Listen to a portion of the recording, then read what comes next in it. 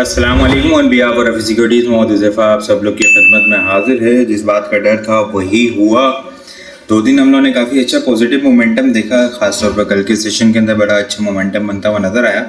लेकिन कल के सेशन के अंदर भी आप लोगों के साथ डिस्कस किया था कि 1,79,000 जो है मार्केट का ब्रेकडाउन हुआ है। 1,74,000 1,73,000 के पास से मार्केट ने सपोर्ट लेके रिबाउंड किया है, लेकिन वो रीटेस्ट करने जा रही है मार्केट और वहाँ से दोबारा से हमें प्रेशर आता हुआ नज़र आ सकता है। जब तक मार्केट 1,79,000 से ऊपर सस्टेन नहीं हो जाती तो क्लियरिटी नहीं होगी दोबारा से बुलिश मोमेंटम की, और मार्केट ने उसी तरह किया कि 1,78,694 उसके पास से ही जो एक तो ट्रेंड लाइन का ब्रेकडाउन हुआ था, दूसरा डेली टाइम फ्रेम के ऊपर 9 EMA भी थी, 21 EMA भी थी, तो मल्टीपल रेजिस्टेंस लेवल थी। मार्केट के अंदर प्रेशर एक्सपेक्टेड था कि यहाँ से आ सकता है मार्केट के अंदर। आज फिर हम लोगों ने प्रेशर देखा, स्टार्ट हमें नेगेटिव हुआ, डायरेक्ट मार्केट जो है वो नेगेटिव स्टार्ट हुई, फिर उसके बाद रिकवर भी हुई, लेकिन मोमेंटम कंटिन्यू नहीं रख पाई। आज का हाई हम लोगों ने 1,78,694 का हाई, उसके बाद सेलिंग प्रेशर देखने को मिला 1,75,790। अपने लो के पास ही मार्केट की क्लोजिंग 1,75,802 के लेवल के ऊपर हमें नेगेटिव क्लोजिंग होते हुए देखने को मिली है। नेट बेसिस के ऊपर इंडेक्स ने 2,320 पॉइंट लूज किए हैं। वॉल्यूम रेटर की हम बात करें, एनर्जी के अंदर एक अच्छी recovery, TPLP Pakistan refinery sector के अंदर रिफाइनरी पॉलिसी की वजह से बड़ा अच्छा मोमेंटम है। आगे देखते हैं पाकिस्तान रिफाइनरी को WTI के इलेक्ट्रिक वॉल्यूम रीडर की लिस्ट के अंदर शामिल है। टॉप पॉइंट्स कंट्रीब्यूटर देखें तो FFC सारे फेरिस है, 19 पॉइंट सिर्फ जो है वो FFC ने गेन किए हैं। Energy 9, ATRL almost 6 point gain करते हुए नजर आए। बाकी सब देखें अगर तो लूजर साइड के ऊपर ही हमें देखने को मिल रहे हैं। एग्रो होल्डिंग 191 पॉइंट लूज करता हुआ नजर आया, सिस्टम 135, UPL 131, OGDC 123, PPL 117 और हब पावर भी 117 पॉइंट लूज करता हुआ हमें नजर आया।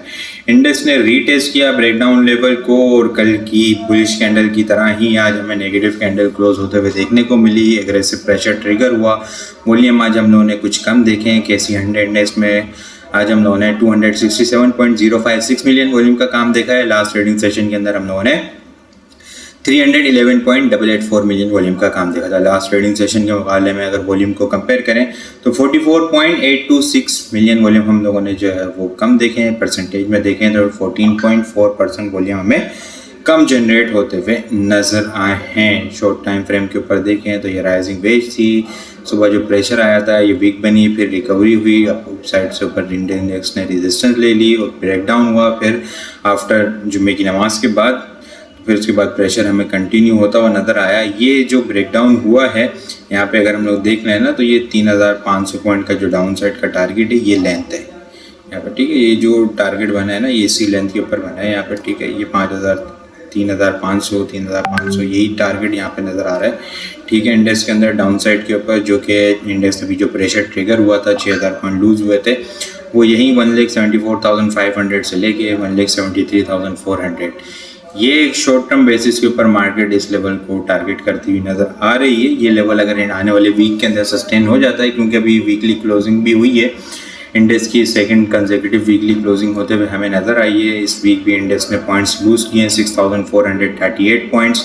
ये कंसेक्यूटिव सेकंड वीक है जो इंडेक्स के अंदर नेगेटिव क्लोजिंग होते हुए देखने को मिली है। इसके अलावा 9 EMA भी वीकली बेसिस के ऊपर हमें ब्रेक होती हुई नज़र आई है। वॉल्यूम के अंदर हम लोगों ने कुछ कमी देखी है क्योंकि स्टार्ट के अंदर ही हमें प्रेशर देखने को मिला, फिर उसके बाद रिकवरी, फिर लास्ट ट्रेडिंग सेशन के अंदर एग्रेसिव प्रेशर, तो थोड़ा सा कॉशियस अप्रोच के साथ लोगों ने काम किया है। इस वीक KC 100 इंडेक्स ने हम लोगों ने 1,602 मिलियन वॉल्यूम का काम देखा है। लास्ट वीक हम लोगों ने 2,244 मिलियन वॉल्यूम का काम देखा था। लास्ट वीक के मुकाबले में अगर वॉल्यूम को कंपेयर करें तो 642 मिलियन वॉल्यूम हम लोगों ने कम देखें। परसेंटेज में देखें तो 22.6% वॉल्यूम हमें कम जनरेट होते हुए नज़र आए हैं। शॉर्ट टाइम फ्रेम के ऊपर तो इंडेक्स जो बॉटम बना था यहाँ पर शॉर्ट टाइम फ्रेम के ऊपर जो रीटेस्ट किया था इंडेक्स ने 1,74,000 के पास जाती हुई नज़र आ रही है। ये लेवल अगर सस्टेन हो जाता है तो मार्केट के अंदर जो है वो एक रेंज बाउंड एक्टिविटी हमें होती हुई नज़र आ सकती है। अगर इन केस 1,73,500 क्लोजिंग बेसिस के ऊपर ब्रेक होता है तो मार्केट जो है 1,71,000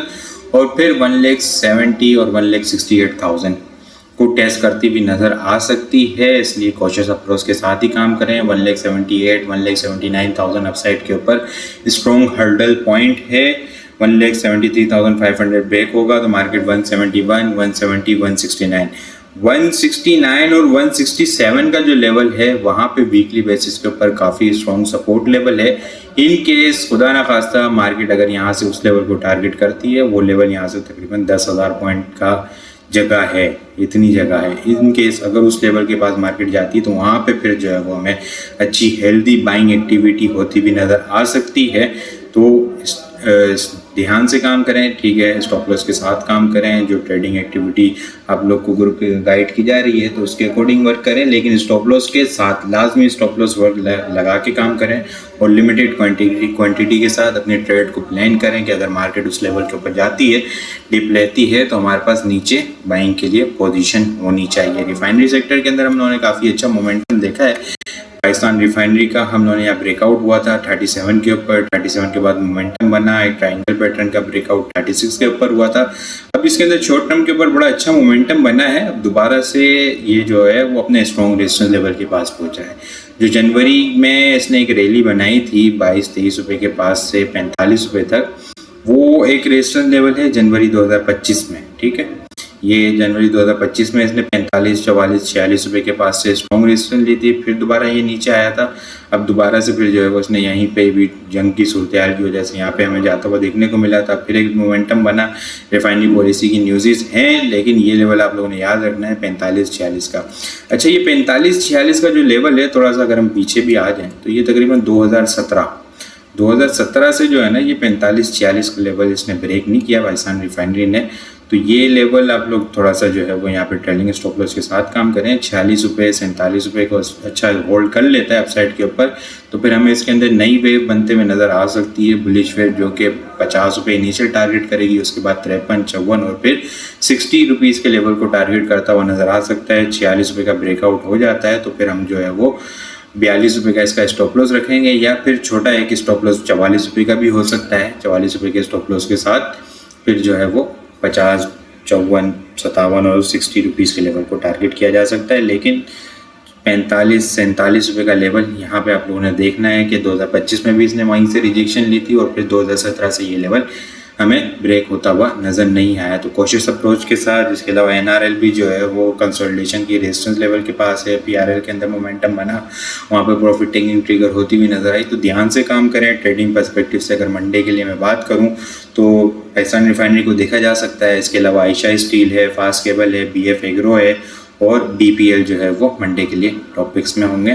कोशिश अप्रोच के साथ काम करें, ट्रेलिंग स्टॉप लॉस के साथ काम करें। बाकी वीडियो पसंद आई हो लाइक और शेयर करना मत भूलिएगा। अपनी दुआ में खास याद रखिएगा। खुदा हाफिज़।